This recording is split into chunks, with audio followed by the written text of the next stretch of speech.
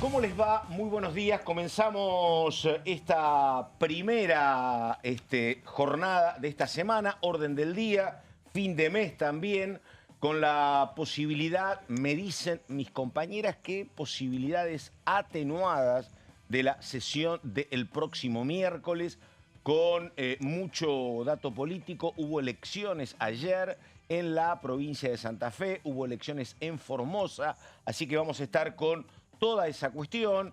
Son momentos importantes de cierre también en el peronismo de Buenos Aires. Así que comienzo saludando a mis compañeras. Carolina Ramos, ¿cómo le va? ¿Cómo estás, Pato? Bien. Buen lunes helado. La verdad Sí. que costaba salir de la cama, pero acá estamos en una semana con, me gustó como lo dijiste, posibilidades atenuadas de Sí. sesión. A ver, justo antes de entrar al aire estaba preguntando y me hablaron de poco entusiasmo para la sesión que ya está oficialmente convocada. Esta mañana salió la convocatoria para el día miércoles 2 de julio, con un temario que, lo explicaba Juliano acá en este mismo piso, combina un poco temas sociales, como son el tema de la emergencia pediátrica en el Garrahan, presupuesto universitario, con temas institucionales, de los cuales vamos a estar detallando en uno que tiene que ver con la reforma, esta demorada reforma de la ley de DNU, de decretos de necesidad de urgencia. Pero lo cierto, Pato, es que poco entusiasmo es lo que me dicen, bajas en casi todos los bloques opositores. También es cierto que es una sesión que fue pedida solo por un bloque, que fue Democracia para Siempre. No hubo una coordinación con el resto de los bloques opositores. Y brevemente, Pato, déjame decirte, Guillermo Francos, había quedado pendiente. El miércoles especulábamos con la posibilidad de que no volviera al Senado. Bueno, efectivamente el jefe de gabinete lo más probable es que no vaya a la nueva citación para concluir su informe de gestión. Ayer en una entrevista dijo: la verdad, no quiero volver a una Cámara donde me tratan mal, donde él no acepta que lo llamen mentiroso. Así que Francos da por concluido su informe de gestión, Pato. Digo, uno puede entender todos los argumentos que vos estás dando, Ramos. Ahora digo, en el vínculo que tiene el Congreso con la sociedad, esto de que las sesiones tengan tan poca continuidad es un pésimo dato, porque uno puede entender mil argumentos, pero bueno, y también entiende la estrategia del gobierno, que tengo poco número, si esto no se abre mejor, pero no tratar todo lo que tiene que ver con emergencia para discapacidad, jubilados, Garrahan.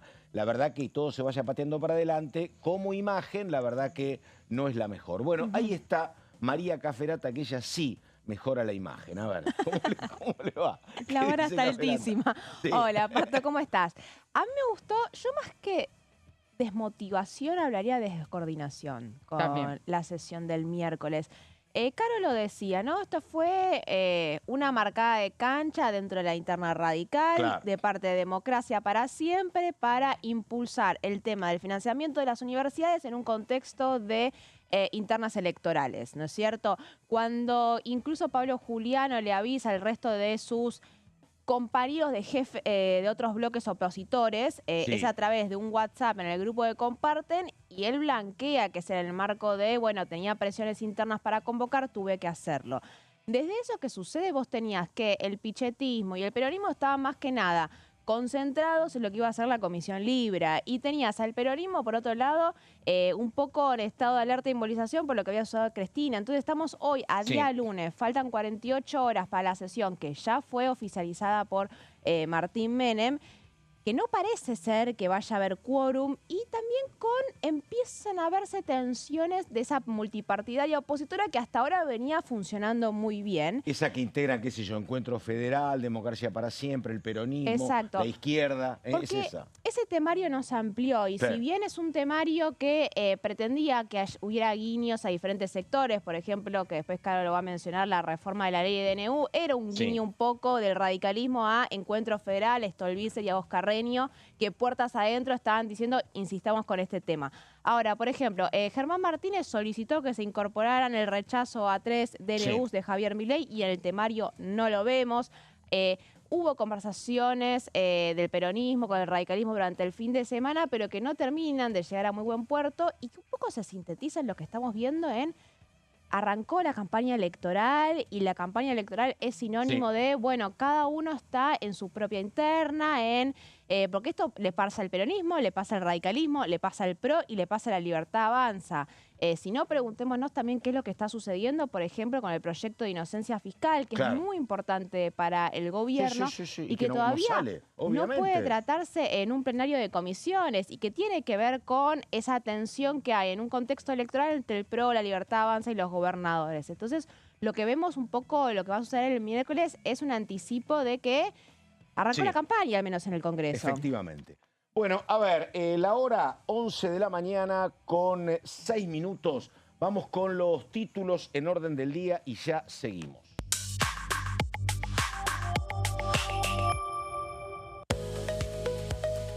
Lo decíamos, se oficializó la sesión especial a partir de las 12. Se va a debatir emergencia pediátrica y financiamiento universitario el próximo 2 de julio.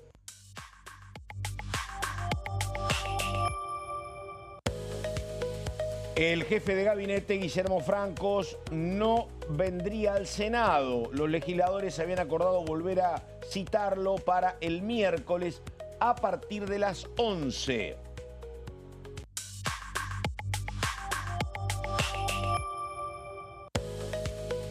A ver, impulsan la exención del impuesto al cheque para consorcios. Martín Tetaz presentó proyecto de alivio fiscal para reducir expensas. Bueno, 11 de la mañana con 8 minutos. Estamos en orden del día. Carolina Ramos, efectivamente. A ver. Vamos a hablar, Pato, de uno de los temas de esta sesión ya pedida y oficializada del día miércoles, que tiene que ver con el ala institucional del temario, la reforma de la ley de decretos de necesidad y urgencia, que tiene muchísimas aristas interesantes para mirar. Reiteramos, esto forma parte de la sesión que pidió Democracia para Siempre. Y es interesante, Pato, porque esto tiene dictamen desde octubre del año 2024. O sea que en realidad esto no es ya para un emplazamiento, sino para directamente darle media sanción. Y no por nada este proyecto está al final del temario, es el último punto. ¿Por qué? Porque recordemos, Pato, que el año pasado ya hubo un intento de llevar este dictamen al recinto. En ese momento, cuando la oposición ve que no llegaba al quórum, hacen una maniobra de último momento para postergar la sesión. Después esa postergación queda en la nada y la sesión se diluye, pero el dictamen sigue vigente. Y lo que decían siempre en la oposición era: guardémoslo este dictamen, no vayamos al recinto sin tener los votos asegurados porque corremos el riesgo, si no, de que sea rechazado o de no tener quórum, pero tengámoslo como un as bajo la manga para cuando sea necesario, y lo vamos a explicar, Pato, esto en la última placa, porque se viene el vencimiento de las facultades delegadas. Perdóname, pero la pregunta, el espíritu de este proyecto es que para que los ejecutivos tengan mayor discrecionalidad con los DNU o para que tengan menos discrecionalidad. Menos discrecionalidad. Este proyecto, en términos conceptuales, lo que hace es diluir el poder del presidente de turno, Milei y los que vengan, porque obviamente es una reforma a futuro, pero también empoderar al Congreso, darle al Congreso un rol más fuerte de control de los decretos de necesidad y urgencia, que son una herramienta excepcional. La Constitución lo prevé como una herramienta muy específica para casos muy puntuales, como fue, por ejemplo, la pandemia, Pato. En la pandemia es el mejor ejemplo, porque el Congreso no estaba en condiciones de reunirse por la situación del requerimiento del aislamiento social, ¿recordás? Y en ese momento el Ejecutivo dictaba decretos de necesidad y urgencia que estaban justificados por el contexto. Acá lo que se le cuestiona a Milei, y que también lo hicieron otros presidentes anteriores, es decreto de necesidad y urgencia que no corresponden, ¿no? Que podría avanzarse por ley en las reformas que se establecen en esos decretos. Pero bueno, Pato, es uno de los temas. Vamos a ir paso por paso. Vamos a la próxima placa. Los dictámenes, porque hubo varios dictámenes en octubre del año pasado.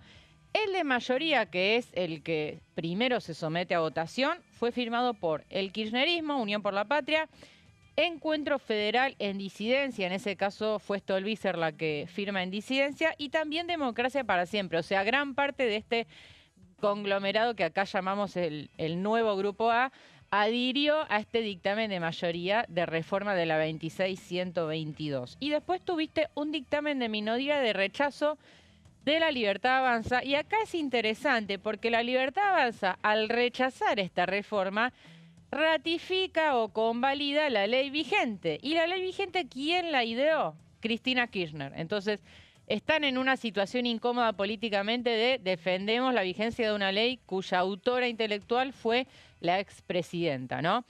Después también tuviste un dictamen de minoría que adhirió la diputada Karina Banfi del bloque UCR de Rodrigo de Loredo y un último dictamen de minoría que firmó Juan Manuel López de la Coalición Cívica, muy similar al de Banfi, pero muy diferentes a su vez a lo que propone el dictamen de mayoría, que es el que vamos a detallar a continuación.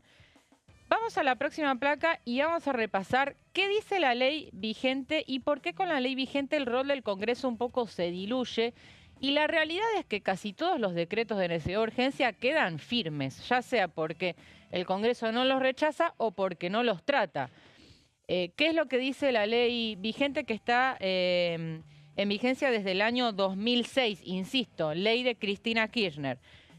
Para aprobar un DNU, o sea, el Ejecutivo dicta un DNU. A partir de ese momento el DNU está en vigencia. Pero el Congreso tiene el rol de contralor, debe controlar ese decreto. Entonces, para que quede aprobado, con la aprobación de una sola de las cámaras ya es suficiente. O también, si no lo aprueban directamente ninguna de las dos cámaras, también queda firme el DNU. Eso es lo que se llama o lo que se conoce como la sanción ficta. Y es lo que usualmente pasa. El Congreso no trata los decretos, quedan escondidos en un cajón y siguen vigentes permanentemente.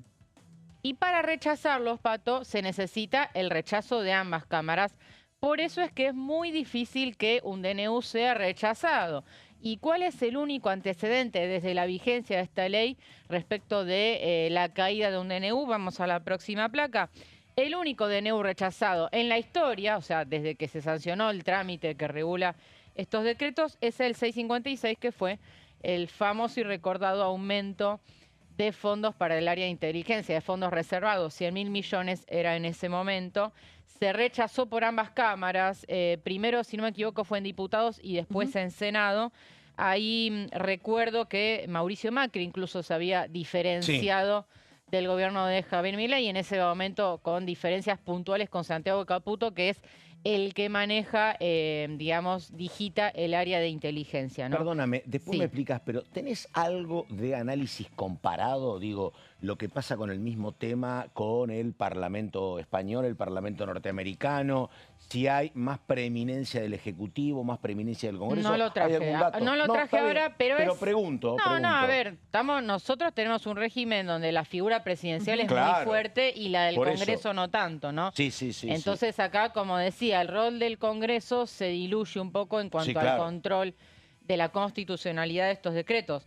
Que además, abro paréntesis, el primer paso para esto es la bicameral de DNU. Claro. Una bicameral que siempre viene en desventaja, siempre corre desde atrás. Estamos todavía analizando decretos de gestiones anteriores. Claro. Entonces, la verdad es que el Congreso no está actualizado y no corre a medida que van saliendo los decretos. Sí, y con una bicameral cuya intervención no es necesaria también, ¿no? Sí. Porque uno de los planteos que hay es, a ver, se necesitan que pasen 30 días para que lo trate la bicameral, para que efectivamente pueda tratarse en el recinto.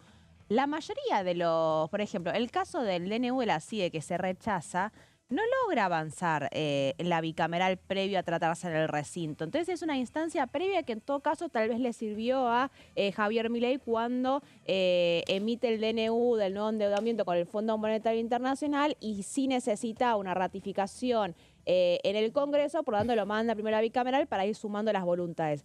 La mayoría de los DNU por lo general pasan los 30 días sin pena ni gloria y nunca se terminan tratando la bicameral. Claro. Uno se pregunta, bueno, ¿cuál es la función después de una larga pelea por parte de la oposición para disputarse la presidencia de la bicameral que después terminó en... Respecto del acuerdo con el fondo, la discusión era que si no tenía dictamen de la bicameral, para tratarlo en el recinto el otro día necesitaba 2/3. Había una discusión muy legal ahí porque le ponían el mismo criterio que un proyecto de ley cuando en realidad es un DNU. Pero en fin, es cierto que si pasan 10 días hábiles desde que la bicameral no lo trata, ya está habilitado para ser tratado en los recintos en cualquiera de las dos cámaras. Bueno, vamos volviendo a la placa, placas, a las 5. aguárdame, ¿no? Dale, termino dale. con esta Sí. que hablaba del único decreto que había sido rechazado en la historia, y después tenés otro ejemplo, pero no terminó de completar su tratamiento, el DNU 70, el famoso Sí, DNU claro. 70.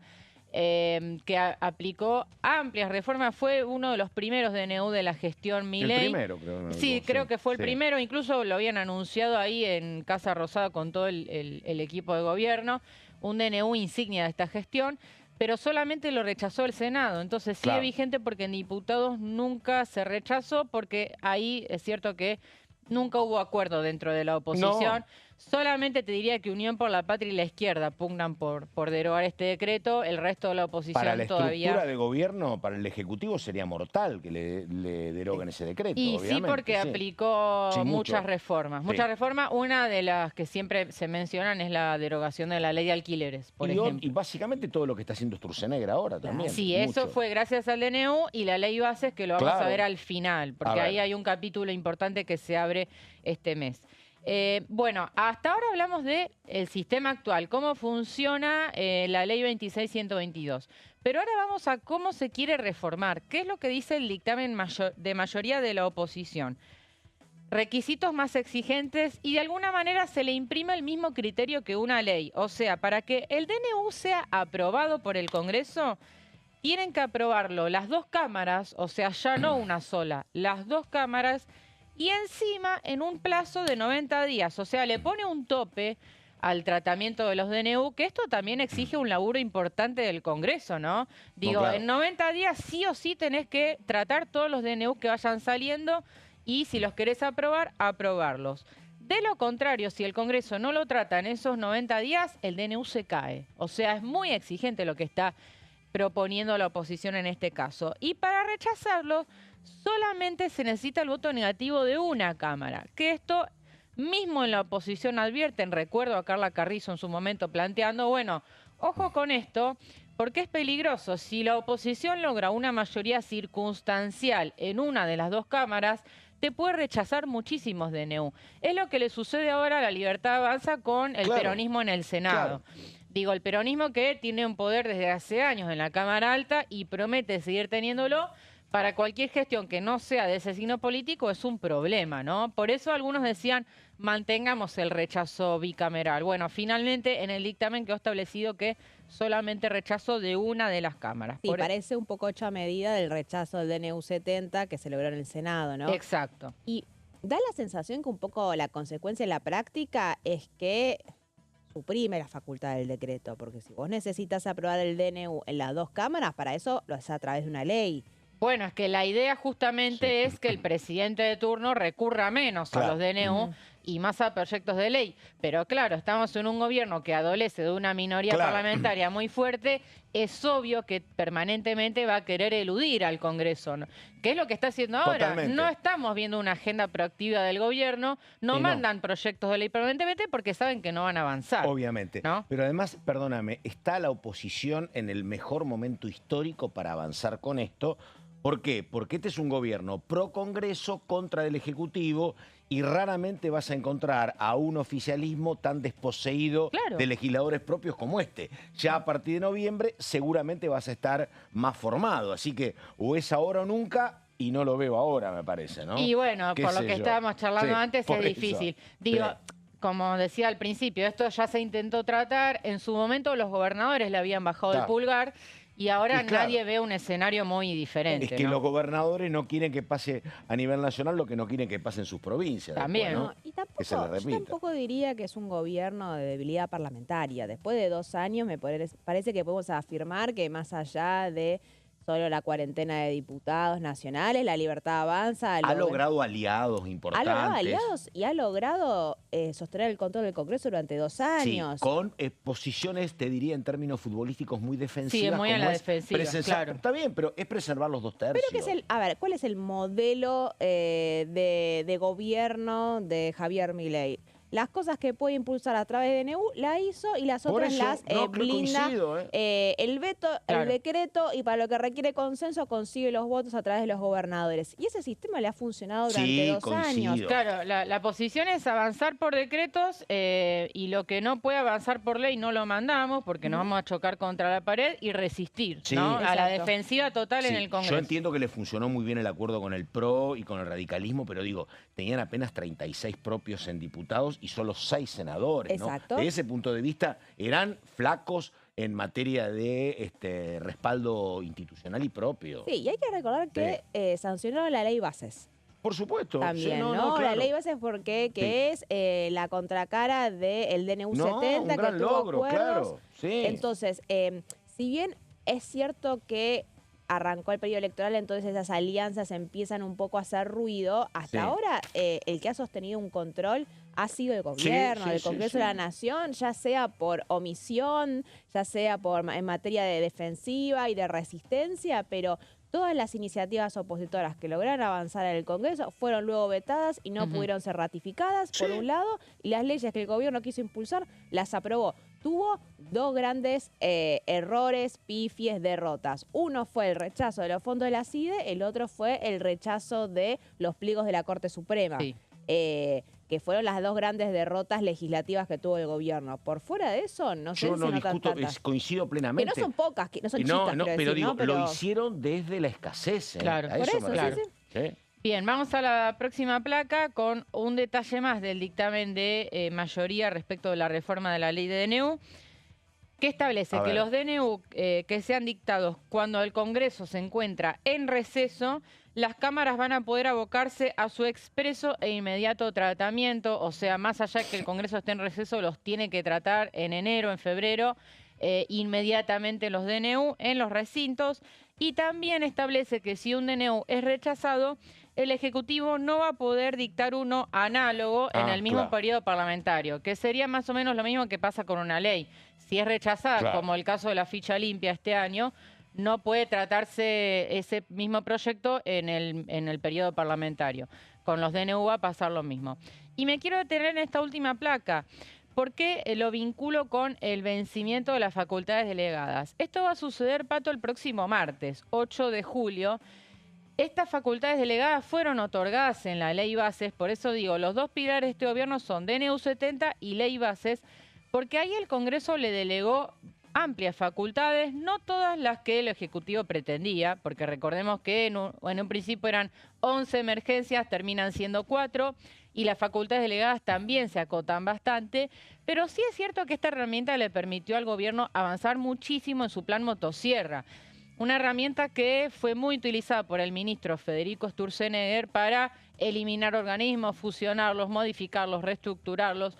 Una amplia reforma en la estructura estatal y eso se cae el 8 de julio. ¿Cuál es el temor de la oposición, por lo menos en lo que es Democracia para Siempre, también en el Encuentro Federal, que a raíz del vencimiento de estas facultades delegadas, Milei salga a sacar más DNU que nunca, ¿no? Que gobierne más que nunca por DNU y por eso buscarían entonces ponerle un límite. Insisto, este es el último punto del temario, sesión pedida para el día miércoles con el quórum, Pato, en duda.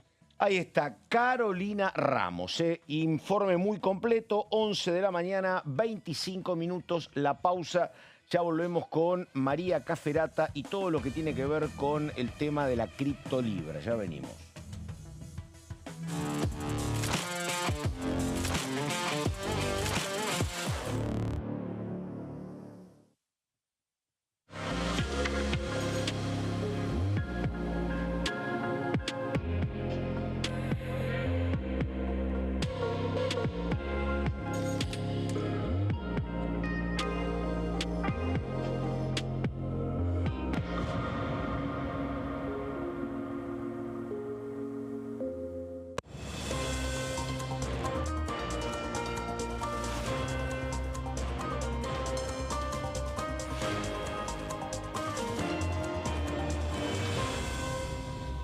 Consenso, de lunes a viernes, 12 horas. Elecciones legislativas 2025. Lo que necesitas saber. El 26 de octubre, cada provincia elegirá a sus representantes en la Cámara de Diputados de la Nación. ¿Sabés qué bloques renuevan bancas? Este año se renuevan 127 bancas, la mitad de los diputados. Unión por la Patria renueva 46 bancas. El Bloque de la Libertad Avanza renueva 8 bancas. El Bloque del PRO renueva 21 bancas. La Unión Cívica Radical renueva 11 bancas. Encuentro Federal renueva 7 bancas. Democracia para Siempre renueva 9 bancas. El Bloque del Frente de Izquierda renueva 4 bancas. Coalición Cívica renueva 4 bancas. Otros bloques renuevan 17 bancas. Elegí a tus representantes, tu voto, tu voz, tu futuro. Para más información, ingresá en www.argentina.gov.ar/elecciones-medio 2025.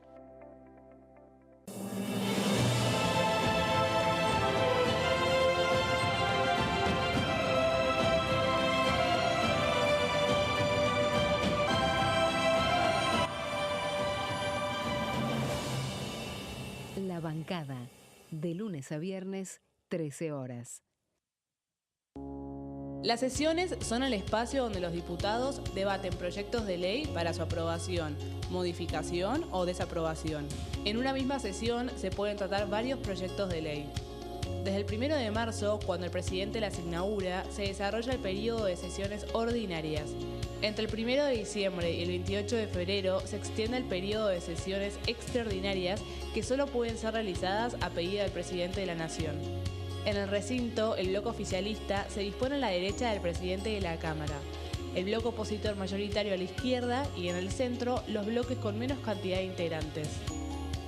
En el tratamiento, en general, los diputados tienen 7 minutos y los jefes de bloque entre 20 y 12 minutos conforme al número de legisladores que representen. La sesión es dirigida por el presidente de la Cámara de Diputados, que administra el uso de la palabra y las distintas instancias del funcionamiento.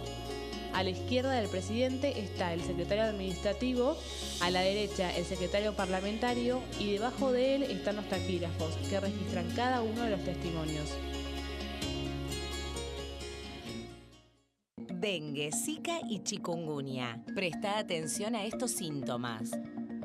Si tenés fiebre alta, 38 o más, de 2 a 7 días de duración y dolor de cabeza, en especial detrás de los ojos, muscular y de las articulaciones, diarrea, dolor abdominal, náuseas y o vómitos, malestar general, cansancio, decaimiento, erupción en la piel, sangrado en nariz, encías u otras partes del cuerpo, no te automediques. Toma mucho líquido, usa repelente y acércate a un centro de salud.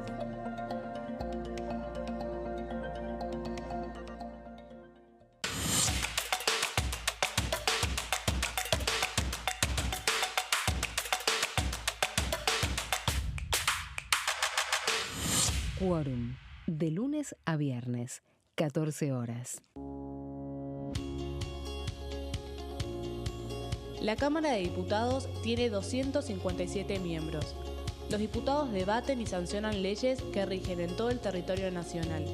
Algunas de las más importantes son el presupuesto de gastos generales del Estado, el Código Civil, el Código Penal, la forma en que se rige el trabajo, las jubilaciones, entre tantas otras.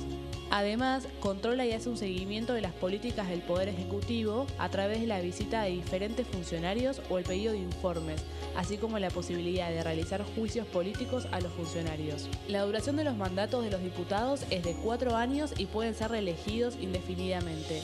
Desde el momento en que asumen y hasta el final de su mandato, no pueden ser acusados, interrogados judicialmente, ni molestados por las opiniones o discursos que imitan desempeñando su mandato.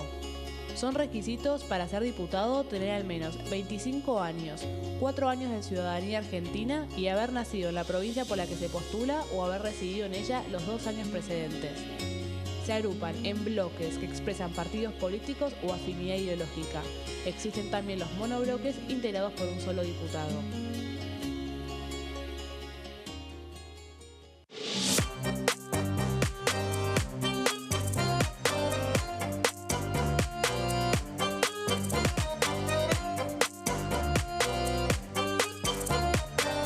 Plenario, de lunes a viernes, 15 horas.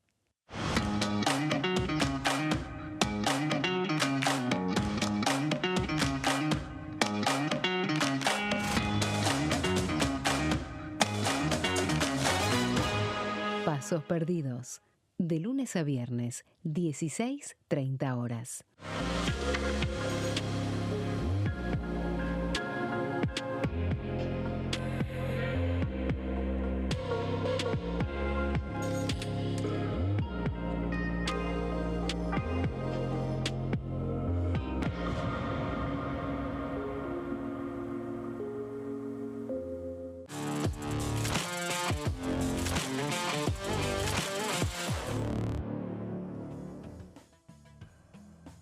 Bueno, estamos en orden del día, una mañana muy agradable, acá una temperatura ideal, adentro y afuera. Ahí tenemos ese cielo porteño, que a mí me gusta más a partir de septiembre, de octubre, con un poco más de sol, mucha nube, no hay pajaritos, hay poco verde, la gente emponchada. Bueno, esa es la foto y las de imágenes, pleno Pato, invierno. De la nieve en varios lados, ¿viste? ¿Viste? Estaba viendo el tren de las nubes, impresionante. ¿Ah, sí? Sí, sí, sí. Bueno, nieve con todo. Vi también muchas fotos de Córdoba, nevando en las sierras de Córdoba, y ni hablar de muchos lugares más en la Patagonia, así que bueno, ahí está. Menos 2 grados de sensación térmica, es clima europeo. No me motiva para nada, ¿eh? Les regalo la nieve, les regalo todo. Sí, sí, no, a mí déjame con temperatura de 15 para arriba. Bueno, la hora exactamente 11 de la mañana con 33 minutos. Estamos con ella, María Caferata. María, ¿qué quedó después de la larga jornada del tema Libra? ¿Conformidad con quien preside la comisión, por lo menos? Nadie no preside nadie en la comisión. Claro. Bueno, a ver, el armonizador. La entidad que preside. ¿Te gusta el armonizador? El coordinador, lo decís por Pagán. Claro. Mira, la oposición estaba muy satisfecha con como Pagán, que digamos es un nombre de Martín Menem, es el secretario parlamentario. No, secretario parlamentario. Estaba muy conforme sobre cómo había coordinado, cómo había sido el tratamiento de las preguntas y las respuestas de los testigos. Acá lo que tenemos es, más allá de que la noticia fue que se habían desarrollado las 2 reuniones, que no habían ido los funcionarios nacionales de peso como Karina Milei y Javier Milei, que nada de lo que se estaba diciendo iba a tener un peso concreto al interior de la comisión porque son reuniones que no se termina de entender, son informativas, pero no son de carácter del todo formal, porque hay una discusión de fondo sobre si se conformó o no se conformó esa comisión. En la oposición estaban bastante satisfechos sobre el material y el caudal de información que sacaron. El relato, y vos lo sabés perfectamente, el relato en política es muy importante para cualquier tipo de cuestión. Y acá la oposición va armando un relato, no es de poco peso eso. Yo estuve hablando con Agos Carreño el fin de semana, aparecen los ingenieros en sistemas, mucho corte, terminó esto a las 2 de la mañana.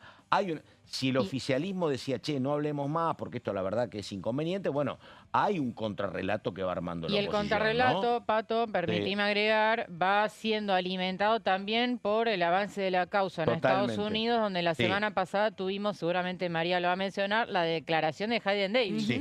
Que incriminó, a mi entender, mucho más a Milei. Sí. Y ahí hay que prestar atención, ¿no? Porque el problema de la Comisión Libra tiene que ver también con las expectativas generadas por la propia oposición. Es muy probable que la Comisión Libra no vaya a poder funcionar, al menos de momento, con un presidente que pueda desempatar y pedir prueba y hacer que la comisión funcione con un control férreo de la oposición.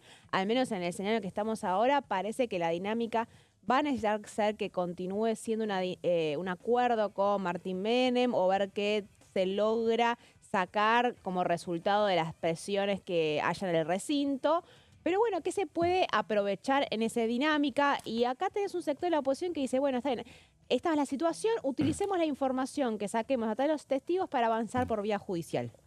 avancemos por vía judicial en la Argentina, nutriéndolo al juzgado que está investigando la causa, que empezó hace muy poquito, y también estemos en contacto con Estados Unidos. Hay diputados que están en contacto con Estados Unidos, están prestando atención a cómo está haciendo la causa, y que si bien es para afuera mediáticamente, no es tan taquillero tal vez como tener una comisión que está funcionando todas las semanas, como la Corte Suprema de Justicia, con televisado, con los testigos a los cuales obligan a ir a través de la fuerza pública. Sí. Bueno, la oposición frente a un escenario muy difícil de romper por el empate empieza a ver mecanismos alternativos. En el marco de las trabas que ha tenido la oposición para funcionar orgánicamente, ha encontrado una ventanita, ¿no? Sí, ha encontrado una ventanita, la ha encontrado hace varias semanas. La verdad que los últimos 3, 4 meses es todo el protagonismo de la oposición. El gobierno casi no, desde que logró aprobar el nuevo endeudamiento con el Fondo Monetario Internacional a través de la ratificación del DNU presidencial. Mucha presencia en el Congreso no ha tenido, excepto para 2 derrotas, que fue la caída de la ficha limpia y el rechazo del DNU, el rechazo de los pliegos de la Corte Suprema. Claro. Entonces, Caro lo decía en el bloque anterior, hay una postura defensiva netamente del gobierno nacional, hay que ver qué pasa con inocencia fiscal, hay que ver qué es lo que pasa con el presupuesto que el gobierno promete que va a haber, pero la gente es de la oposición. Hasta acá demasiado hicimos, ¿no? Volvemos al tema anterior, ¿no? Si el gobierno tenía pocos o muchos diputados, logramos sacar la ley bases, con eso estamos conformes, me parece, ¿no? Sí, por eso. La ley bases y el acuerdo con el Fondo Monetario también, ¿no? Que eran un poco las 2 grandes necesidades. Hay que ver cómo son las negociaciones en el marco del presupuesto. Yo creo que inocencia fiscal les importaba mucho también. Sí, también. Cada elección que va pasando un poco va sentando las bases para la negociación, ¿no? Acá va a haber que prestar mucha atención a lo que pase el 7 de septiembre en la provincia de Buenos Aires. El gobierno nacional se está jugando mucho en esa elección, el PRO se está jugando mucho en esa elección y el peronismo se está jugando mucho en la elección. Claro. Entonces, el gobierno suele salir empoderado después de las elecciones. ¿Recuerdan lo que fue el Congreso la semana posterior a la elección porteña, con Manuel Adorni dando el batacazo, corriendo al PRO del primer lugar y superándolo por más de 10 puntos? Y cada vez que el gobierno de La Libertad Avanza ganan terrenos que habitualmente eran de otro espacio político, tiene otra fuerza a la hora de sentarse a negociar. Entonces, coincido. Yo no esperaría ver el recambio legislativo de diciembre. Hay que ver qué pasa con la provincia de Buenos Aires, porque si ahí La Libertad Avanza consigue un buen resultado, vuelve a tener, generar el interés de otros sectores para negociar con ellos. El tema es que recién lo hablábamos, ¿no? Y por favor, después metemos rápido todas las placas de María, ¿no? Sí, que son como 15. Sí, exactamente. Pero el tema, ¿sabés cuál es? Digo, yo creo que tendría el Ejecutivo una reunión con 7, 8 consultores y la mirada es, che, yo con este 30% que gané y que saco, ¿festejo o lo tomo con moderación? La mirada de la propia Karina Milei era, che, ayer metimos 34 concejales de la nada, es un número importantísimo. Pero hay como un techo que le va apareciendo al gobierno que en la primera vuelta contra Massa y contra Patricia Bullrich, 30%. En Santa Fe ayer, 30%. En la ciudad de Buenos Aires, Adorni, 30%. Las elecciones en el norte de la provincia también. Tuvo ayer previsiblemente lo de Formosa, que era 12%. Pero digo... Bueno, salió tercero, no sé si era previsible que salía en tercer lugar. Exactamente, era previsible segundo. segundo. En todo caso, de Formosa, que fue el mayor derrota, es que salieron terceros con un Poltroni que jugó con la alianza de Juntos por el Cambio. Exactamente. Pero bueno, es un muy buen número para el gobierno, pero no es tampoco, está lejos de la hegemonía, no es como decís vos. La elección de Santa Fe fue esa elección en la cual todos festejaron, ¿no? Era un poquito la conclusión del día de ayer. Ganó Puyaro en la mayoría del territorio. El peronismo que estaba en penitencia, respiró. Bueno, Juan Monteverde salió en primer lugar en Rosario. Rosario no es una ciudad chica, convengamos. Y Juan Monteverde aparte tiene un peso particular porque es una de las nuevas camadas que tiene el gran peronismo. Auxilio para el peronismo rosarino, Germán Martínez, Agustín Rossi, Movimiento Evita, que venían de capa caída. Además, y lo que vos decís, La Libertad Avanza, bueno, sumó una treintena de concejales que no tenía. Terminó segundo en la ciudad. Cuando nadie pierde, nadie gana tampoco, ¿no? Terminó segundo en la ciudad. Bueno, señora, por favor, todo suyo. Bueno, vamos placa por placa, vamos a hacerlo lo más ágil posible porque... a mí lo que me interesara plantear es, bueno, ¿qué es lo que pasa con la Comisión Libra frente a un pesimismo generalizado que hay, que una vez cumplidas las 2 reuniones que se habían acordado con Martín Menem en esa sesión de hace unas semanas es, bueno, ¿y ahora qué? Porque está claro que el escenario del empate no se va a poder resolver, nadie del oficialismo va a votar con la oposición y nadie de la oposición va a votar con el oficialismo. Es decir, que la resolución entre Sabrina Selva y Gabriel Bornoroni por quién va a presidir la comisión no parece que vaya a resolverse a través de los votos de esa comisión. Por lo tanto, de hecho, la comisión está paralizada nuevamente. Hay una discusión respecto a la posibilidad de, si hay sesión el miércoles, un camino para volver a intentar a modificar la resolución que creó la Comisión Libre. Mira vos. Y acá hay una discusión sobre al interior de la oposición si es el camino que conviene, ¿no? Esto, Pato, que te decía recién. ¿Conviene volver a insistir con el proyecto de resolución que creó la Comisión una y otra vez y emplazarlo y tratarlo en comisión y modificarlo? ¿O conviene ver, bueno, qué escenario de conversaciones se puede tener con el oficialismo para que con una amenaza más chica que con una comisión investigadora funcionando, aunque sea se pueda avanzar un poquito más? El plan B de Pagán me está funcionando, dejemos eso, ¿no? Sería. Ok, está bien. Sí. A ver, vamos a lo que es el proyecto de resolución de la coalición cívica, ¿no es cierto? Acá la coalición cívica con una Mónica Frade y un Maximiliano Ferraro que se decidieron ausentarse, o sea, estuvieron presentes y se levantaron y se fueron de la última reunión informativa. Lo que proponen es modificar el mecanismo para la designación de las autoridades, ¿no? Lo que proponen es emplazar este proyecto para que se pueda tratar en comisiones y se modifique, de hecho, cómo es la composición de la comisión, de modo que establecer que cuando haya un empate, la presidencia va a caer automáticamente en manos del bloque opositor más grande, es decir, Unión por la Patria. En este escenario de 14-14, bueno, que la presidencia, de hecho, caiga en manos de Selva. Ese es el objetivo que tiene la coalición cívica, pero que no termina de generar del todo acuerdo al interior de la oposición, y esto lo vamos a vincular con esta descoordinación, esta falta de interés, estas dudas que estamos teniendo sobre si va a haber sesión el día miércoles, ¿no es cierto? No se sentaron todavía a negociar y conversar muy claramente la posición sobre qué van a hacer con este tema. Es algo que se está charlando mañana, digamos, va a haber 24 horas antes de cuando se desarrolle la sesión se va a resolver. Entonces, acá hay otra duda que surge a través de la impugnación que hizo la coalición cívica en la última reunión. Vamos a la próxima placa. Si la comisión está en funcionamiento o no está en funcionamiento. Recordemos que la primera reunión que se hace después de que se aprueba en la Cámara de Diputados fue el 30 de mayo. Y acá hay una discusión entre lo que sostiene el PRO de Silvana Giudici y lo que sostiene tal vez la oposición, ¿no?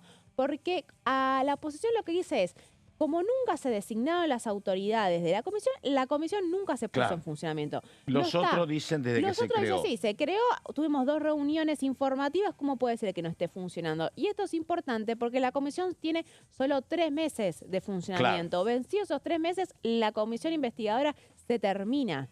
Entonces, acá va a haber una discusión que parece técnica nuevamente, pero hace así, después de 3 meses se termina o no se termina. Y acá yo traje un tuit de Maxi Ferraro de la semana pasada que alertaba un poco, bueno, es larguísimo, alertaba un poco de la situación de las consecuencias que puede tener para la comisión seguir trabajando con testigos, ¿no es cierto? Es decir, nosotros estamos blanqueando de esta manera que la comisión está funcionando. Y Caro lo dijo la semana pasada, está bien, acá hay una impugnación por parte de la coalición cívica. Ahora, al momento de pedir testigos, la coalición cívica pidió testigos. Claro. Sí, pidió testigos que no fueron, pero no importa, al pedirlos los estaba convalidando. Acá la base de lo que plantea Maxi Ferraro es, no tenemos ningún reglamento aprobado, que no es algo menor. Para que funcione una comisión tiene que tener un reglamento y esta comisión no lo tiene. Y acá se abre, y lo voy a decir muy brevemente, el capítulo a suspicacias. Porque cuando hay ruido en la dinámica opositora empiezan a haber suspicacias sobre quién está conversando en paralelo con el gobierno. ¿No es cierto? Y acá no cayó bien en el resto de la oposición esta postura de cortarse solos por parte de la coalición cívica, de decidir impugnar esa reunión, de primero pedir testigos y al que no estuvieran levantarse e irse, de avanzar por su cuenta con el proyecto de resolución que no está acordado. Entonces, cuando empiezan a haber esos cortocircuitos, bueno, empiezan a haber rumores de tal está hablando con Martín Menem, tal otro está en realidad negociando con Martín Menem, y eso hace crujir la alianza opositora. Públicamente, el caso de Karina Milei fue una divisoria de agua, ¿no? La oposición planteaba convocarla, parte de la oposición, y acá Marcela Campagnoli y varios otros dijeron Karina Milei de ninguna manera. Sí. No solamente la coalición cívica. Ahí el que estuvo en el ojo de la tormenta fue el peronismo. También al que se acusó de haber negociado en ese momento con Martín Menem fue al peronismo para que no me acuerdo no estuviera... a cambio de qué. De la ficha limpia. De no tratar la ficha limpia. Ya no está esa herramienta de negociación, pero cada vez que hay diferencias en la estrategia Libra tal acordó con el gobierno. Es inconcebible que ustedes hablen de suspicacia, la verdad es inadmisible. No, por eso, porque es todo tan transparente. Dale. Y fuerte para afuera y público. A ver, esto es lo que propone la coalición cívica que no termina de convencer. ¿Cuál es la alternativa? ¿Qué es lo que conversaba antes? Acordar nuevas reuniones informativas, ¿no? Seguir con este mecanismo de acordamos con Menem, bueno, hacemos 2 informativas más y van los que quieren ir y no van los que quieren ir, ¿no es cierto? De manera que no representa tanto una amenaza para el gobierno nacional, pero la oposición le da, aunque sea discursivamente, al menos estamos trabajando y continuando con el tema en la agenda, el objetivo que sostienen los defensores de esta postura de, bueno, citamos a los testigos, vamos juntando información y después eso lo enviamos a la justicia. Y que sea la justicia la que trabaje, pero que aunque sea el Congreso cumple su rol de control, que es lo que tiene que hacer, y en todo caso que sea la justicia la que juzgue. Esto que te decía, que siga coordinando Adrián Pagán, la verdad que están contentos, están satisfechos sobre cómo fue su trabajo hasta ahora. Y ahora sí, vamos a la próxima placa de el por qué les interesa esta recopilación de la información, ¿no? Porque vos me decías, ¿están satisfechos de lo que pasó en la reunión pasada? La verdad es que sí. ¿Viste? El problema es que todo pasó después de las 9 de la noche. Claro. Eso te digo la verdad, 10 segundos. Mala coordinación. Porque acá desde que yo soy chico, acá la verdad después de las 9 de la noche no pasa nunca nada. Todo se termina. ¿Cuál fue el milagro? Comisión que dura hasta las 2 de la mañana, yo tampoco tenía recuerdo. Sí, ha habido, pero los testigos que aportaron la información más rica estuvieron más tarde, sí, es cierto. Y después los diputados se quejaban porque los medios habían cubierto solamente la primera parte, que era la gran ausencia de los funcionarios públicos. La realidad es que todo sucedió 11, 12, 1 de la mañana. Hubo un interesante que pasó temprano, por lo menos yo lo llegué a consignar, que fue el damnificado Martín de Romeo. La estafa, ¿no? Sí, eso era otra gente. Bueno, a ver, ¿cuáles son un poco? Porque la oposición ya está en un punteo de qué es lo que sirvió, qué es la información que aportó cada uno de los técnicos fundamentalmente. Uno de esos técnicos es Fernando Molina, que hizo particularmente hincapié en la posibilidad de ser una trazabilidad del dinero, ¿no? Lo que rescataron los opositores de lo que fue la intervención de Molina fue la posibilidad de identificar a quienes armaron el pool de liquidez con el token, retiraron el dinero y a través de retirar el dinero de manera muy apresurada desplomaron el precio de la criptomoneda. Esto es lo que lograron juntar de información de parte del testimonio de Molina a través de datos técnicos, ¿no es cierto? Vamos a la siguiente placa. ¿Qué es lo que logran? Santiago Siri, otro especialista cripto que terminó exponiendo muy tarde a la noche, pero que a través de, en simultáneo, muestra cómo los creadores del token Libra apuntaron directamente al perfil de Twitter de Javier Milei cuando lo crearon. Y esto es lo que es un insumo para decir, bueno, entonces Javier Milei no accedió a través de este proyecto y esta criptomoneda a través de información pública, sino que sabía de antemano que iba a salir esta criptomoneda y todo el esquema se organizó pensando en que Javier Milei iba a tuitear al respecto, ¿no? Que incluso en la descripción del token aparece lo que tuitea Milei, el mismo mensaje, ¿no? Exactamente. Entonces, el foco de esto hace a cuál es la defensa del presidente hoy por hoy, ¿no es cierto? Que él solamente lo vio y decidió retuitearlo porque le importaba el proyecto. Ellos lo que atacan es, no fue de ninguna manera así. Desde un principio, la creación de esta criptomoneda tenía como objetivo que Milei la lanzara. Siempre Siri es muy duro, siempre, desde el primer momento. Bueno, después, y ahora viene el papelón. No, todavía no. Dale, No, Romeo, que es el que mencionaba recién Carito, que es el querellante, uno de los damnificados y uno de los que invirtió en Libra y que hoy está representando también a varios de los inversores que invirtieron y perdieron cuando pusieron plata en la criptomoneda. Qué numerito ese, Él dio datos, ¿no? Dando representantes, datos, por ejemplo, que el 86% de los inversores en Libra perdieron casi todo en 5 horas de duración. Él contó que invirtió $2.000 en su momento y que, obviamente lo terminó perdiendo. Pérdida de $280 millones en solo 12 horas, en total de todas las personas que invirtieron en Libra, y que hubo 5.000 inversores perjudicados más o menos, ¿no? Acá recordemos, una de las discusiones que dan los técnicos tiene que ver, toda esta información por lo general es pública y la justicia puede acceder a cuánta plata se movió, en qué cuentas está, ¿no? Porque la mayoría está en 3 cuentas puntuales, a quiénes pertenecen esas cuentas y cuántos son los inversores originales y cuántos son los que perdieron. Nunca tenía este número, de $280 millones y 5.000 el número de perjudicados. Es el acercamiento más preciso a la cantidad de perjudicados. Él invirtió $2.000 porque eso fue información que se conoció en la comisión y confesó haberse sentido decepcionado, ¿no? Esta es la gente que entra tarde y sale tarde. Entra cuando ya la moneda tenía un costo alto y se va cuando ya se había caído el precio. Sí, y ese sale tarde, según los números que estamos viendo, es 5 horas. Claro. No es que pasó 2 semanas. Además, horario nocturno, era todo de madrugada, empezó a 12 de la noche, así que era... Sí, porque fue a las 5 de la mañana que empezó. No es para nosotros que nos acostamos a las 12 de la noche, nos quedamos afuera. Pero era el Día de los Enamorados. Quizás estabas en alguna cena. La pusiste.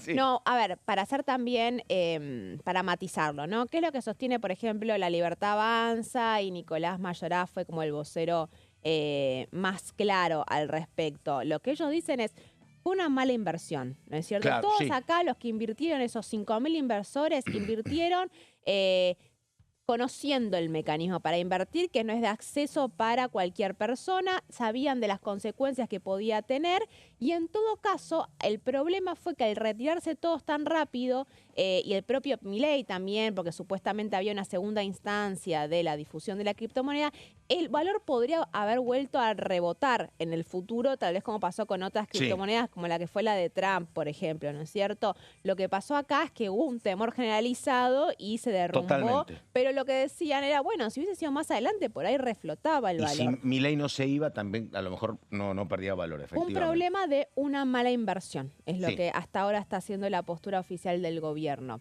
Esto es de Iñaki Azpeteguía. Ese es ¿cómo le llamaste vos? Yo dije el arrepentido. No dijiste el arrepentido. No dije el arrepentido. No, justamente no se arrepintió. Él dijo que invirtió y que no se sentía estafado. Él dijo que no se arrepintió exactamente. Claro. No, vos dijiste el del papelón. Arrepentido porque una cosa la dijo como inversor y otra cosa la dijo acá. Eso sí. El contradictorio.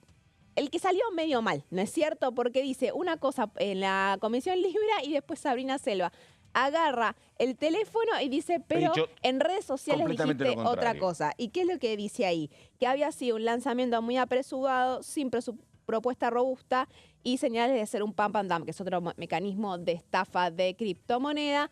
Entonces, a ver, esta información, un poco el objetivo es utilizarla para enviarla a la justicia. En esto trabaja la oposición y veremos qué pasa el miércoles. Ahí estamos, con mucha síntesis. Ella, María Caferata, Caro Ramos, muchísimas gracias. Hasta aquí llegamos nosotros. Enseguida la continuidad de DTV Nada Más. Muy buenos días.